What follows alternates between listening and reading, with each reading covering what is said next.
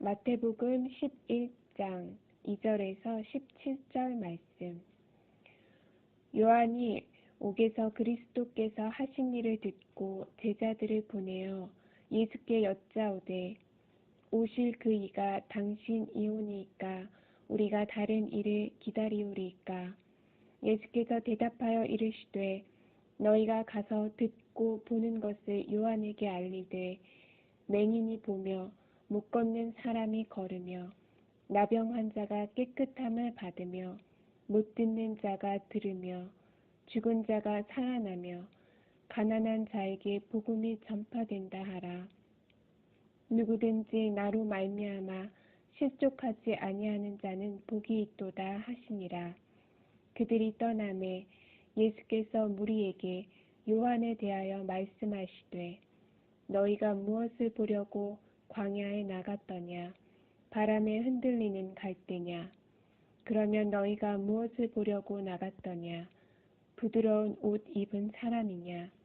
부드러운 옷을 입은 사람들은 왕궁에 있느니라. 그러면 너희가 어찌하여 나갔더냐? 선지자를 보기 위함이었더냐? 옳다. 내가 너희에게 이르노니 선지자보다 더 나은 자니라. 기록된 바 보라, 내가 내 사자를 내 앞에 보내노니 그가 내 길을 내 앞에 준비하리라 하신 것이 이 사람에 대한 말씀이니라.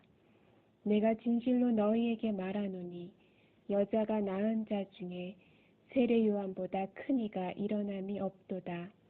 그러나 천국에서는 극히 작은 자라도 그보다 크니라.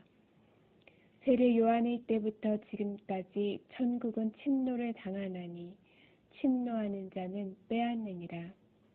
모든 선지자와 율법이 예언한 것은 요한까지니 만일 너희가 즐겨 받을진대 오리라 한 엘리야가 곧 이 사람이니라.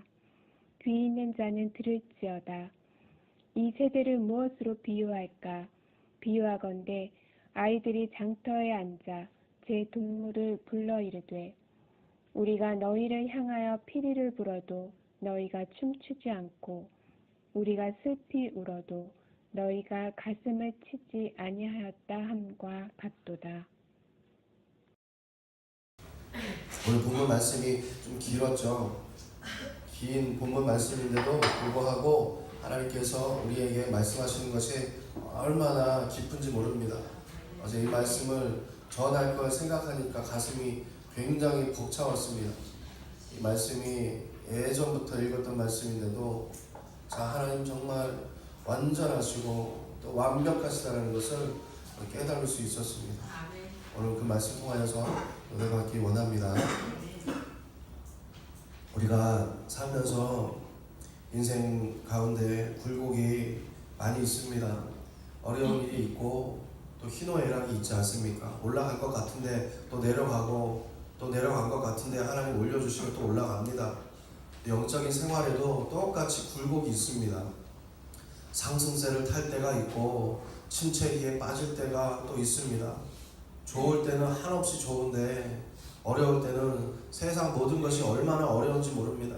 작은 것도 어렵게 느껴질 때가 있어요. 이 어려움에 직면하게 되면 그렇게 좋고 기쁘고 모든 것이 감사하는 것이 다 원망으로 바뀝니다. 언제 그랬냐는 듯이 신앙생활에 회의가 오고 또 짜증도 나고 무기력해지고 주님이 저 멀리 계시는 것처럼 느껴지고 또 나와 함께 하지 않는 것처럼 생각되고 예배가 기쁘지 않고 도무지 기도도 안 나오고 이 영적인 무감각에 빠져서 이리 가지도 못하고 저리 가지도 못하고 이것도 아니고 저것도 아닌 그런 생활을 하게 됩니다. 그렇다고 어떻게 포기할 수 있겠습니까? 하나님 나를 건지셨다 하는데 또 포기할 수는 없습니다. 또 억지로라도 마지못해 또 성경책 한번 펼쳐봤다 읽다가 무슨 말인지 몰라서 또 덮어놓고 또 신앙생활 지금까지 수십 년 했는데 지금까지 뭘 했는지 다른 사람들은 정말 뭐가 달라도 달라진 것 같은데 나는 그 자리에 있는 것 같아서 또 한심할 때가 또 있고 하나님 원망하거나 불평할 수도 없고 이리저리 왔다 갔다 할 때가 없지 않습니다. 그런 일이 생깁니다. 목회자도 그런 일이 생깁니다. 예수 믿는 사람들이 그런 일이 비일비재합니다. 만나서 얘기해보면 도대체 신앙생활을 하고 있는지 마는지도 몰라요. 20년을 신앙생활한 친구를 만나보니까 너는 교회에 가서 감사 헌금도 하고 11조도 하냐 그랬더니 헌금이고 11조고 자기는 한 적이 없대요. 도대체 무슨 신앙생활을 하는지. 하나님께서 전능하시고 모든 것을 다 감찰하는 분이시고 치료자이시고 상담자이시고 또 우리를 사랑한다 하시고 인도하시는 자고 모든 것들이 하나님께서 돌보신다 하는데 이 모든 것이 아무런 의미가 없는 것처럼 들려질 때가 있습니다. 그때가 어떤 때냐? 그때가 침체기입니다. 올 한 해 여러분 신앙생활 52주 가운데 얼마나 하나님 앞에 열심히 달려오셨습니까? 열심히 하신 분도 계시고 또 슬렁슬렁 하신 분도 있습니다. 내가 이렇게 답답한데 하나님 내 사정을 아시는지 사업을 해도 어려움이 계속해서 오는 것 같고 하나님은 아시는지 모르시는지 내가 그렇게 늘 기도하는데 도와주고 계십니까? 라고 생각될 때가 있습니다. 그럴 때 어떻게 해야 됩니까? 여러분 오늘 말씀을 통해서 여러분 해답 받으시기 바랍니다. 이럴 때 어떻게 해야 됩니까? 그냥 괴롭게 그냥 안 그런 척하고 표정은 웃으면서 속은 쓴마음 품고 있어야 됩니까? 부끄러워서 어디 가서 말도 못하고 또 얘기 나누지도 못하고 목사님한테 말씀드리지도 못하고 또 직분자들끼리 그런 얘기도 못합니다. 어떻게 해야 되는지 나만 응답 못 받나 싶어가지고 속으로 소갈이하는 성도님들이 한두 명이 아닙니다. 제가 그걸 압니다. 부끄러워하지 마시기 바랍니다. 여러분 지금 여러분의 상황 가운데 여러분이 힘들고 어려운 거 부끄러워하지 마시기 바랍니다. 부끄러워하지 마시기 바랍니다. 왜 그렇습니까? 그럴 때가 있습니다. 그럴 때가 있어요. 누구든지 그럴 수 있습니다. 우리가 존경하는 훌륭한 믿음의 선배들도 다 그런 일 경험했습니다. 그 중에 오늘 본문 말씀이 세례 요한도 그런 사람이었습니다. 그런 사람 중에 한 사람이었어요. 그는요 어떻게 이 신앙의 침체기를 극복했는지 오늘 그 본문 말씀 여러분이 길게 읽었던 이 말씀이 그가 어떻게 침체기에서 벗어나는지를 말하고 있습니다. 세례 요한이 이 주님의 길을 예비하는 자로서 주님보다 먼저 와서 열심히 외친 사람이었어요. 그렇지 않습니까? 예수님도 인정합니다. 광야에 외치는 자의 소리가 있다. 이 자가 바로 나의 길을 예비하는 자다. 주님께서 인정하십니다. 주님께서 먼저 와서 예수 그리스도의 길을 예비하기 위해서 먼저 와 외친 사람이라고 합니다. 그런데 그가 예수님 왔을 때 어디 있었습니까? 세례 요한이 감옥에 있었습니다. 감옥에 갇히게 됩니다. 주의 길을 예비한 사람이고 늘 선지자의 모습으로 앞장섰던 사람인데 그 사람이 예수님이 오셨 그때 세례 요한이 감옥에 갇힙니다. 세례 요한이 감옥에 갇히니까 그때 예수님이 사역을 하십니다. 여러분 이상하지 않습니까? 예수님이 오시면 모든 능력으로 모든 것을 다 자유케 해야 되는데 세례 요한은 예수님의 길을 예비했는데 그가 감옥에 들어가게 됩니다. 이상합니다. 예수 믿으면 감옥에 갑니까? 왜 예수님이 왔는데 내가 어려워집니까? 세례 요한도 여러분하고 똑같은 삶을 살았습니다. 감옥에서도 예수님의 활동을 계속해서 전해 듣습니다. 예수님이 지금 무엇을 하느냐? 예수님이 이런 일을 합니다. 저런 일을 합니다. 그 얘기를 들으니까 위안이 되는 거예요. 근데 그가 어디 있습니까? 아직도 감옥에 있습니다.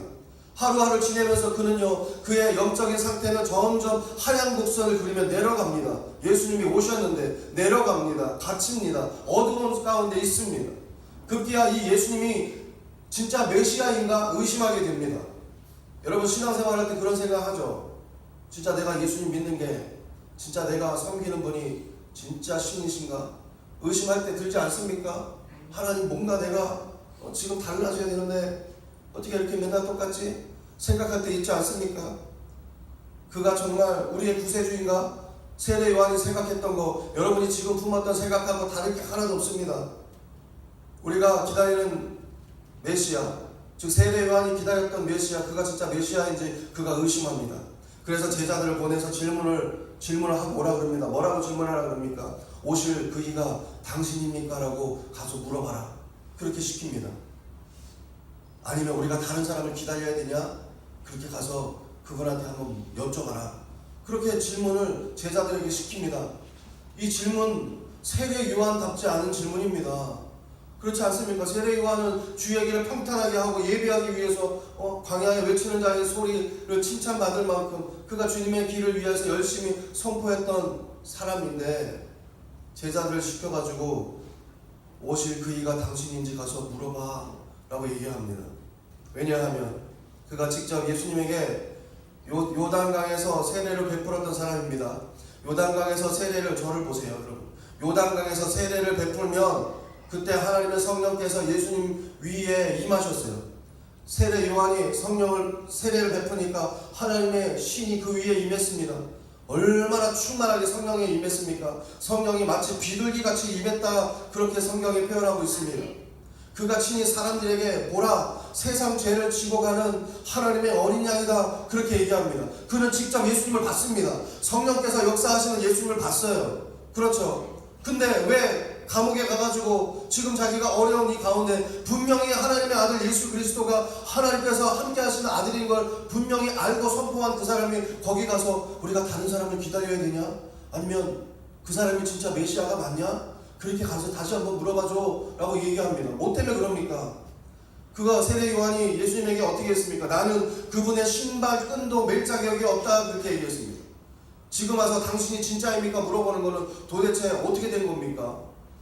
예수님이 그러면 가짜입니까? 아니면 다른 일을 기다릴까 하는 질문은 세례 요한하고 어울리지 않았던 질문이에요. 그럼 예수님께서 나타나서 사역하는데 세례 요한이 그 안에서 침체기를 맞습니다. 영적으로 어두워집니다. 어렵습니다. 감옥에 갇혀 있는데 예수님은 어떻게 생활하십니까? 예수님은 굉장히 열심히 사역하십니다. 자신의 능력을 다 발휘하시면서 많은 사람들을 고치시고 많은 사람들을 자유케 하시고 치료하십니다. 그런데 예수님이 와서 그렇게 하시는데 예수님이 어떻게 감옥에 있는 나를 모르는 것도 아닌데 한 번도 면회도 오는 것도 아니고 석방될 기미도 보이지 않고 나는 지금 그 자리에 있는 것 같은데 도대체 어떻게 된 건가? 지금 이 동네 저 동네 다니시면서 예수님이 기적을 많이 행하셨습니다. 가르치시고 전도하시고 자기에게는 아무런 영향이 미치지 않지만 사람들에게 그렇게 열심히 복음을 전하고 계신다 그럽니다. 그분만 오시면 만사 형통하고 승승장구하고 온전한 자유와 기쁨이 넘쳐날 거를 생각했는데 자기 처지를 보니까 감옥에 있으니 얼마나 자기가 한심하고 어렵게 생각이 들겠습니까? 여러분, 우리가 그럴 때 있습니다. 예수님 믿고 열심히 한 해 동안 신앙생활 잘 해왔는데 하나님, 도대체 하나님 나 도와주고 계십니까? 나 왜 이렇게 연말만 되면 가슴이 울렁울렁하고 힘듭니까? 지금까지 달려온 게 얼마나 어려웠는지 모릅니다. 주님 아시게 합니까? 그렇게 생각합니다. 여러분, 영적 침체기가 언제 옵니까? 주로 내가 힘들 때 오지 않습니까? 내가 어려울 때 오지 않습니까? 주님의 능력이 전혀 내게 미치지 않는다고 생각될 때 그때 영적인 침체기가 오지 않습니까? 저도 목회를 하면서 그럴 때가 있습니다. 하나님, 목사로 기름 부어 주셨는데 도와주고는 계십니까? 하나님 어디 계십니까? 물어볼 때 있습니다. 그분이 능력이 능치 못하심이 없다고 했는데 지금 내게 아무런 역사가 일어나지 않는다고 생각할 때 그때 사람이요 영적으로 뚝 떨어집니다. 신앙생활 못합니다. 그래서 교회를 옮기고 또 다른 데 갑니다. 그런 생활을 계속 반복합니다. 그런다고 그것을 누구하고 대화하거나 풀지 않습니다. 세례 요한의 질문을 받은 예수님 모습 보십시오. 아니, 세례 요한 그 사람 도대체 제정신이야? 자기가 직접 봐놓고 왜 지고 나서 헛소리를 하는 거야? 예수님이 그렇게 말씀하실 수 있었어요. 당신이 정말 세례 요한 제자들 맞아? 너네 진짜 세례 요한이 보낸 제자들 맞냐? 세례 요한은 그런 사람이 아닌데 어떻게 와가지고 내가 메시아이냐, 내가 다른 사람을 기다려야 되냐고 물어보는 그 질문을 가지고 내게 올 수 있냐? 그렇게 야단칠 수 있었습니다. 그렇지 않습니까? 생각해 보십시오. 예수님 듣기에 아주 황당한 일입니다. 근데 예수님이요 대답을요 그렇게 하지 않았습니다. 나무라지 않습니다. 예수님 뭐라고 대답합니까? 세례 요한의 제자들의 이 질문에 예수님께서 이렇게 대답하십니다. 세례 요한은 최고의 선지자다. 선지자 중에 가장 뛰어난 선지자다라고 그를 인정하십니다. 여자가 낳은 자 중에 세례 요한보다 더 큰 자가 지금까지 없었다, 그렇게 칭찬하십니다. 아주 크게 사람들 앞에서 대놓고 세례 요한을 칭찬하십니다. 근데 세례 요한은 자기가 질문한 거 보면은 정말 말도 안 되는 질문입니다. 오실 이가 그입니까? 당신입니까? 내가 다른 메시아를 기다려야 됩니까? 마음에 의심이 왔다라는 거예요. 그런데 예수님은요 그 질문에 야단치지 않고 대답하십니다. 칭찬하십니다. 예수님은 이 세례 요한의 제자들에게 말씀하시기를 마태복음 11장 5절에서 6절 이 요한에게 가서 말해라라고 하시면서 예수님 이렇게 말씀하십니다. 맹인이 보며 못 걷는 사람이 걸으며 나병 환자가 깨끗함을 받으며 귀머거리가 들으며 죽은 자가 살아나며 가난한 자에게 복음이 전파된다 하라. 누구든지 나로 말미암아 실족하지 아니하는 자는 복이 있도다 하시니라. 여기에 두 가지 메시지가 있습니다. 하나는요, 예수가 전능자로서 구세주로서 온전한 능력으로 열심히 활동 중에 있으니까 나에 대해서 의심하지 말고 믿으라, 그렇게 말씀하십니다. 여러분, 하나님께서 여러분의 삶 가운데 간섭하시고 인도하신 거 여러분 의심하지 말고 믿으시기 바랍니다. 성도 여러분께서 지금까지 내게 역사하시지 않는다고 의심할 때 있었을 거예요. 분명히 있을 겁니다. 낙심할 때가 있습니다. 그런데 낙심하지 말라고 주님께서 말씀하십니다. 내가 힘들 때 다른 사람 통해 역사하시는 그 주님을 보고 힘을 얻으라 그럽니다. 여러분, 가끔 어려울 때 간증하는 사람들 간증 들어보십시오. 그게 내게 얼마나 크게 강하게 하나님 말씀하십니까? 저 얼마 전에 어떤 분이 간증하는 것을 듣고서 하나님 지금도 성실하게 일하고 계시다는 것을 알 수가 있었어요. 여러분, 하나님은요 지금 여러분의 주변에서도, 그리고 내 가족 가운데, 그리고 내 삶 가운데, 내가 알지 못하는 여러 일 가운데 하나님 지금도 일하고 계시고 역사하고 계십니다. 우리는 그것을 알아야 됩니다. 두 번째, 세례 요한을 통해서 우리가 알 수 있는 것은요, 주님께서 예수님 자신 때문에 넘어지지 않는 자가 복이 있다 그럽니다. 이게 무슨 말입니까? 예수를 믿으면서 실족하지 않는 자, 그 사람이 축복받는다라고 말씀하고 계시다는 거예요. 예수님께서 내 삶 가운데 역사하지 않는 것 같고 예수 믿었는데 지금도 그대로 있는 것 같다라고 생각하는 그 실족 여러분 버리시기 바랍니다. 믿었을 때 끝까지 믿으시기 바랍니다. 하나님 끝까지 붙잡으시기 바랍니다. 예수님은 우리를 구원하신 분이신데 예수님 때문에 넘어진다는 말이 말이나 됩니까? 말도 안 된다. 우리는 그렇게 생각할 수 있습니다. 왜? 예수님은 누구를 넘어뜨리는 자가 아닙니다. 우리는요 절대 이 말씀을요 마음이 깊이 새겨야 됩니다.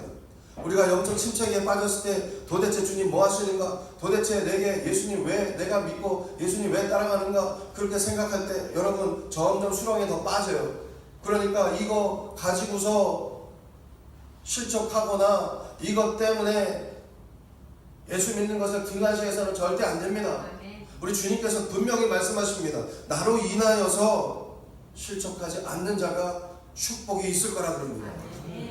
끝까지 우리는 신실하신 하나님을 믿고 나아가야 될 줄 믿습니다.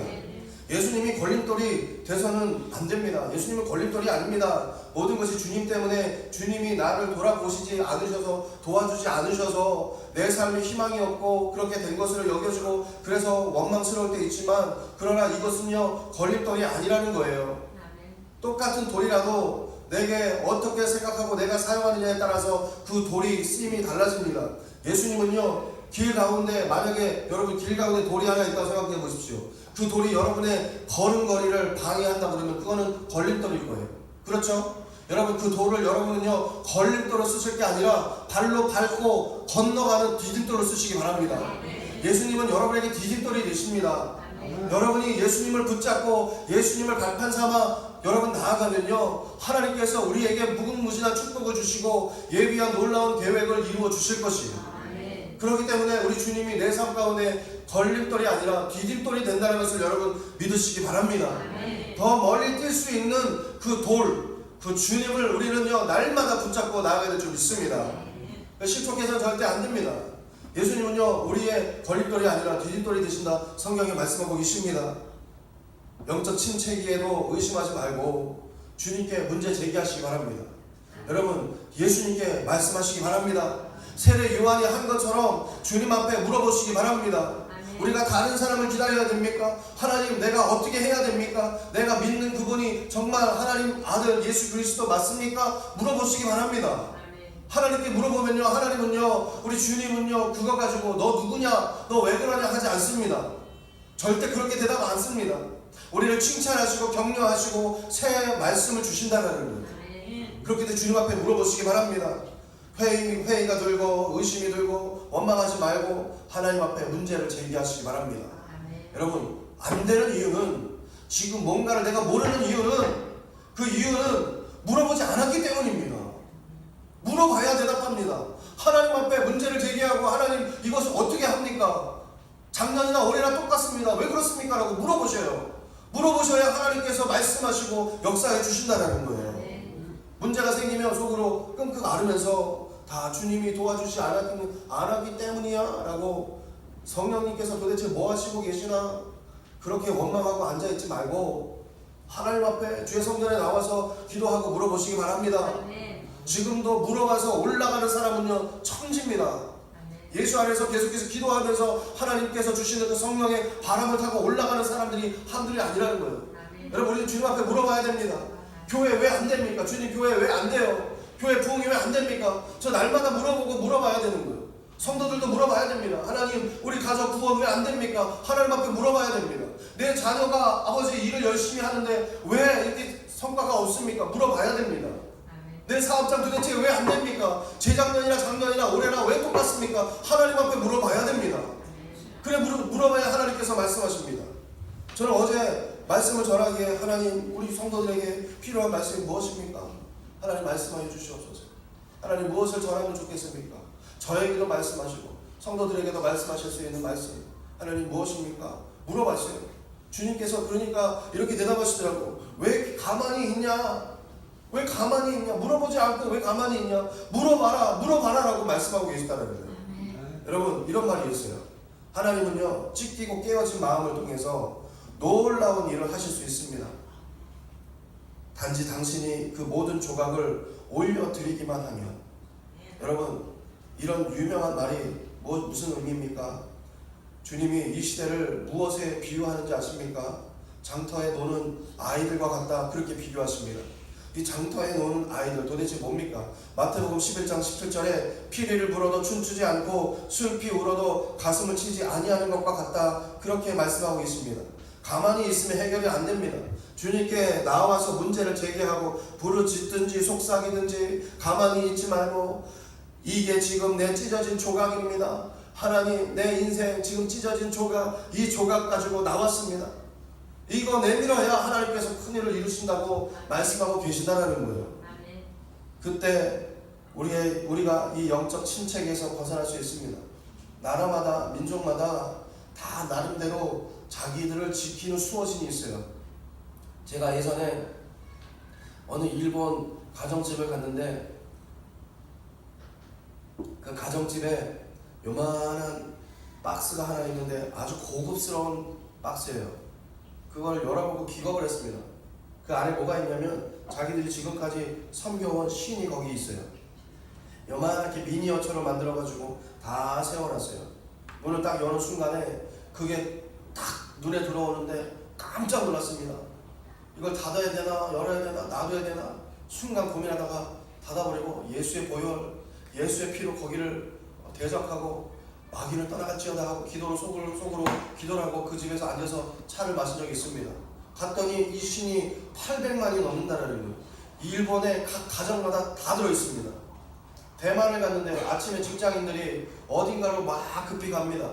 그 사무실이 아니고 공원인데 그 공원으로 들어가는 걸 보니까 그 안에서 향을 피면서 위아래로 올렸다 내렸다 하면서 거기다 대고 절을 합니다. 아무것도 깜깜해서 보이지가 않아요. 그래서 제가 거기다 대고 후레쉬로 탁 터뜨렸더니 그 안에 어마어마하게 많은 그 우상들이 그 안에 들어있더라고요.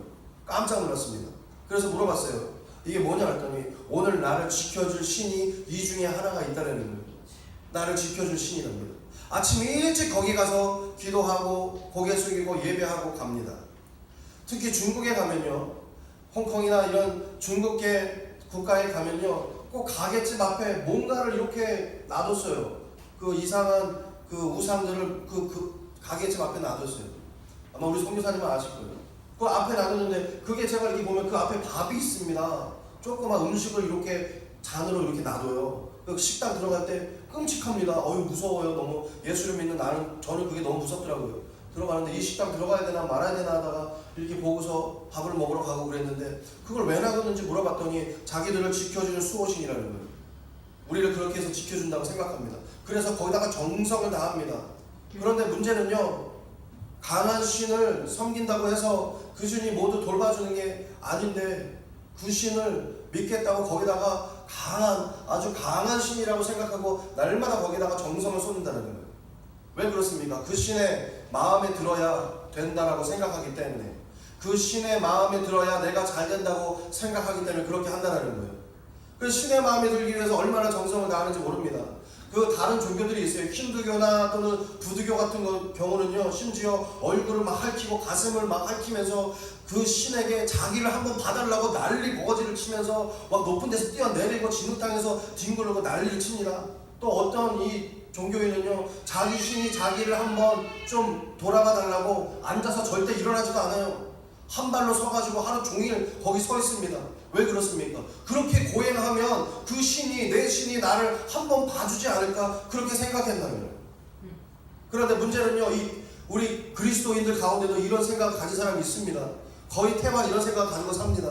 신을 믿어도요, 신들 중에 제일 강한 신, 즉 하나님을 믿기 때문에 하나님께서 나 한번 봐주시지 않을까 싶어서 교회를 나오는 게 정말 어렵게 교회를 찾아온다는 거예요. 나 한번 봐주면 어떨까? 새벽에 일어나는 거 이게 너무너무 힘들고 어려운 그 일을 해냈다 생각해서 일하면 하나님 나 한번 봐주지 않을까 싶어서 거기에 나온다는 겁니다. 그 뭐가 다릅니까? 카톨릭에서 예전에 금욕주의를 외치고 그 성도들이 그렇게 따라갔습니다. 하나님 마음에 잘 들어 보이려고 억지로 밥을 굶어갑니다. 높은 성전을 계단을 무릎으로 기어 올라갑니다. 그러면 내가 이렇게 어렵게 하나님 앞에 다가간다 생각하면 하나님께서 나 한번 봐주지 않을까 싶어서 그렇게 한다는 거예요. 여러분, 행위에서 난 것이 아니라고 성경은 분명하게 말씀하십니다. 내 노력이 아닙니다. 하나님은 여러분들에게 관심 가지고 계십니다. 여러분이 관심을 안 가지고 계시는 거예요. 하나님은 여러분을 향해서 관심 가지고 계시고 무엇을 하나 더 줄까, 무엇을 어떻게 도와줄까 관심 가지고 계시고 말씀하기를 원하셔요. 여러분 물어보셔야 돼요. 하나님 앞에 물어보고 하나님 앞에 하나님 내가 왜 이렇습니까? 지금 내 상태가 왜 이렇습니까? 라고 말씀드려야 돼요. 관심 가지고 계신 그분께서 하나님은 오히려 반대로 우리 가운데 이렇게 얘기하십니다. 나 한 번 봐달라고. 다른 성도들은요, 다른 신앙을 가진 신들을 섬기는 그 사람들은요, 신이여 나 한 번 봐주세요 하지만 우리는요, 하나님 저 한 번 봐주세요가 아니라 하나님께서 나 한 번 봐라라고 말씀하고 계시다는 거예요. 여러분, 하나님이 여러분을 보고 계십니다. 보고 계시고 도와주기를 원하고 계십니다. 혼자서 끙끙 앓지 마시고 주님 앞에 나와서 말씀하고 기도하고 눈물로 통회하고 역사하여 달라고 간절히 부르짖고 무릎 꿇고 하나님께 나아가시기 바랍니다. 그것이 교회가 아니라 가정이라 할지라도 하나님은요, 우리 보고 계십니다. 나와 함께 하기를 원하십니다. 그렇기 때문에 우리는요, 하나님께서 함께 하신다는 생각 가지고 날마다 내가 어디 있든지 주님 앞에 내 상황을 보고해야 되는 거예요. 내가 이런 상태입니다. 하나님, 예수 믿는 게 버겁습니다. 힘듭니다. 다른 사람들이, 세상 사람들이 예수 믿는다고 욕하는데 거기 틈바구니에 껴있으니 저도 너무 힘듭니다 하고 하나님께 말씀하세요. 하나님께 말씀하시면요, 하나님 도와주십니다. 첫 번째, 하나님은요, 하나님께서 이미 우리에게 관심을 계시다는 것을 여러분 기억하시기 바랍니다. 모든 신은 인간이 관심을 가지고 접근합니다. 신은요, 인간의 정성을 보고 복을 내려줍니다. 우리나라가 예전에 조상신이나 여러 신들을 섬겼을 때 그렇게 하지 않았습니까? 열심히 밤이 새도록 빌고 빕니다. 새벽에 동이 틀 때까지 빌고 눈물을 흘리면서 그 양수 앞에 앉아서 비나이다 하면서 기도했습니다. 그들은요, 그 신들은요, 인간을 만들지 않았습니다. 하나님은 우리를 만드신 분인데 그때 섬겼던 여러 이방 잡신들은요, 우리를 만들어낸 신이 아니에요. 하나님만큼 우리를 사랑할 수가 없습니다. 아무리 자비가 많은 부처라 할지라도 자기 손으로 사람을 만들지 않았기 때문에 생각하는 정도가 다릅니다. 하나님은요, 우리를 직접 만드셨습니다. 무슨 모양으로 만드셨습니까? 당신의 모습과 똑같이 닮게끔 우리를 만들어 주셨어요. 그분이 우리를 얼마나 사랑하시겠습니까? 자기의 형상과 마음을 쏟아 넣지 않은 신이 생각하는 것과 다르다는 것입니다. 하나님은요, 정성을 다해서 우리를 만드시고 우리가 살아갈 수 있도록 세상의 모든 것들을 질서 있게 창조하시고 우리 가운데 다 외설해 주시고 누리라고 하신 분이십니다. 우리를 얼마나 사랑하십니까? 어떤 부모가 자식이 이 부모의 관심 끌기 위해서 몸부림쳐야만 그 자식을 사랑하고 돌봐줍니까? 그런 부모가 어디 있습니까? 그 부모는요, 자식이 몸부림치지 않아도 우리는요, 우리 자식을 끔찍하게 사랑합니다. 내 자식이 나한테 아무것도 하지 않아도 우리는요 우리 자식을 끔찍하게 사랑하고 얼마나 아끼는지 모릅니다. 여러분 하나님이 여러분을 그렇게 아끼고 사랑하고 계십니다. 그러니까 그 하나님을 붙잡으시기 바랍니다. 자식을 생각하고 자신에게 관심을 가지고 자식이 지금 어떤지 지금 보고 늘 궁금해하는 그 하나님이 여러분을 지금도 보고 계시고 여러분의 관심을 받기 위해서 지금도 통해하고 눈물로 우리를 보고 계시는 그 하나님, 여러분 그 하나님 앞에 달려가시기 바랍니다. 하나님 기다리고 계셔요. 기다리고 계시니까 하나님을 향해서 달려가시기 바랍니다. 성경에 보니까 이런 말씀이 있습니다. 이사야서 49장 15절에 같이 한번 읽어보겠습니다. 시작. 여인이 어찌 그 젖먹는 자식을 믿겠으며 자기 태에서 난 아들을 긍휼히 여기지 않겠느냐. 그들은 혹시 잊을지라도 나는 너를 잊지 아니할 것이라. 하나님 우리를 절대 잊을 수 없다고 말씀하십니다. 시편 103편 13절에 또 이렇게 말씀하십니다. 같이 읽겠습니다. 시작. 아비가 자식을 불쌍히 여김같이 야훼께서 자기를 경외하는 자를 불쌍히 여기시나니. 암으로 죽어갔던 사람들 이렇게 얘기합니다. 한 번만 나 살려주시면 하나님 영광 위해서 내 남은 인생 살겠습니다. 그렇게 얘기합니다. 실제로 저는 그런 분을 많이 봤습니다. 사업을 하다가 힘든 분들은요, 하나님 이번만 일으켜 주시면 온전한 11조 드리겠습니다.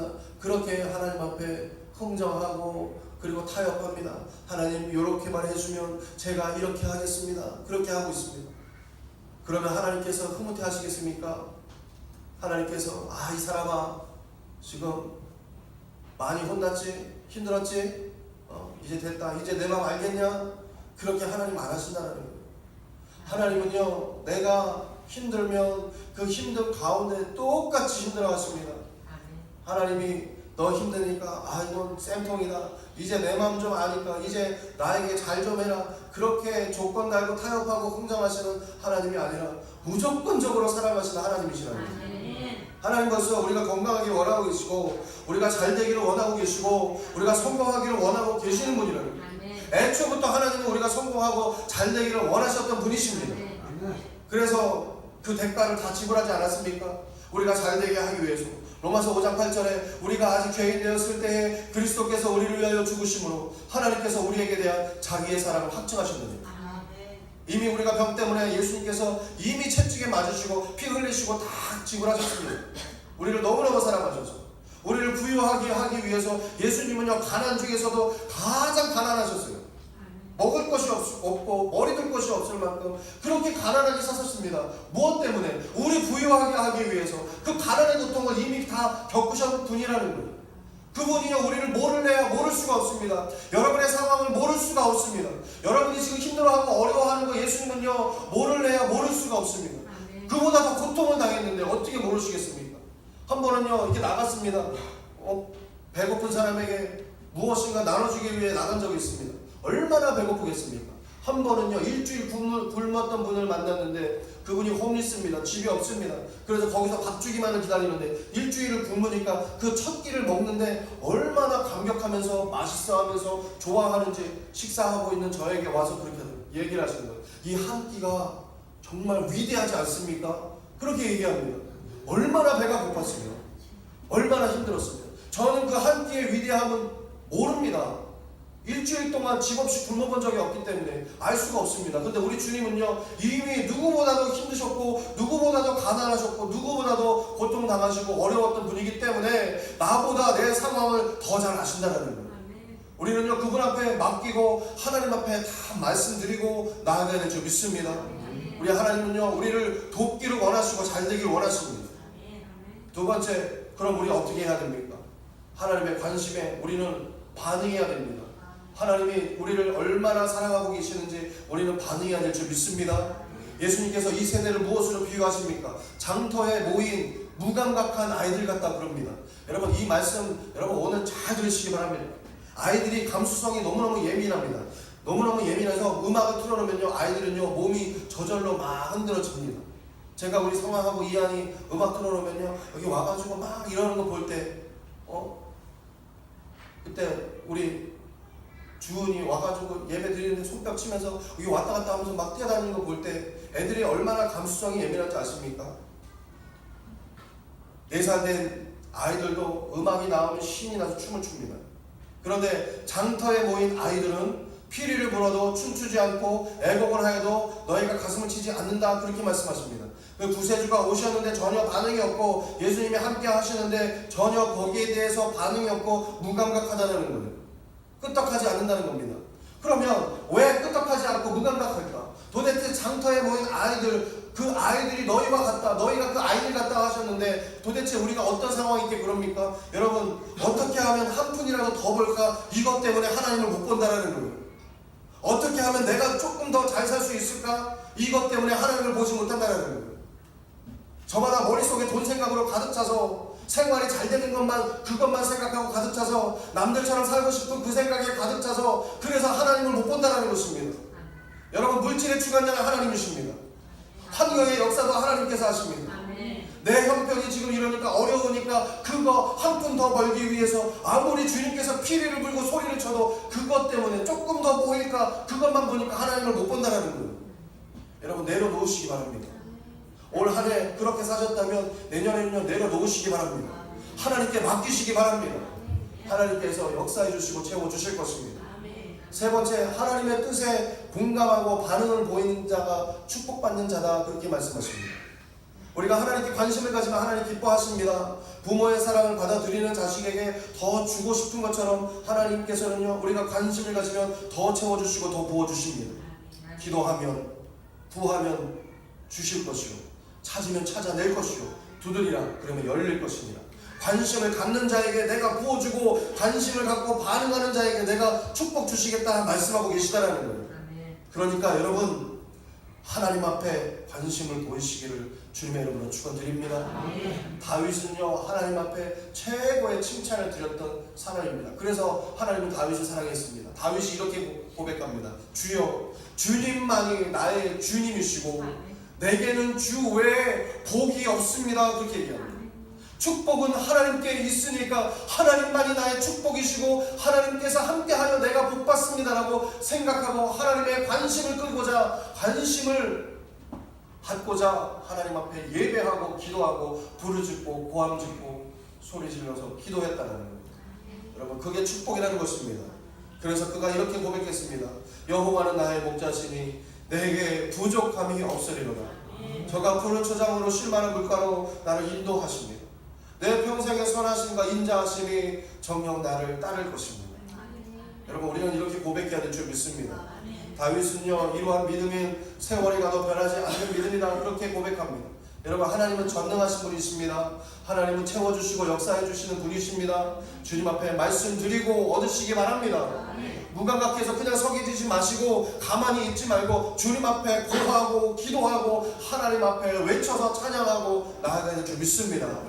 기독교는 다른 종교와 다릅니다. 열심히 하나님의 관심을 끌려는 종교가 아니라 나에게 무한한 관심을 가지고 계시는 하나님이신 것을 믿고 하나님 앞에 고백하고 물어보시기를 주님의 이름으로 축원드립니다. 마태복음 20장 28절에 인자가 온 것은 섬김을 받으려 함이 아니라 도리어 섬기려 하고 자기 목숨을 많은 사람의 대속물로 주기 위함이라. 우리 주님이 주기를 원하십니다. 자기 생명뿐만 아니라 모든 것을 주기를 원하시는 분이라고 말씀하고 계십니다.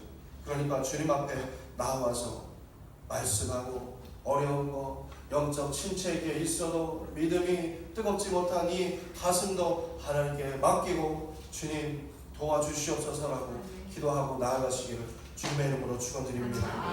기도하겠습니다.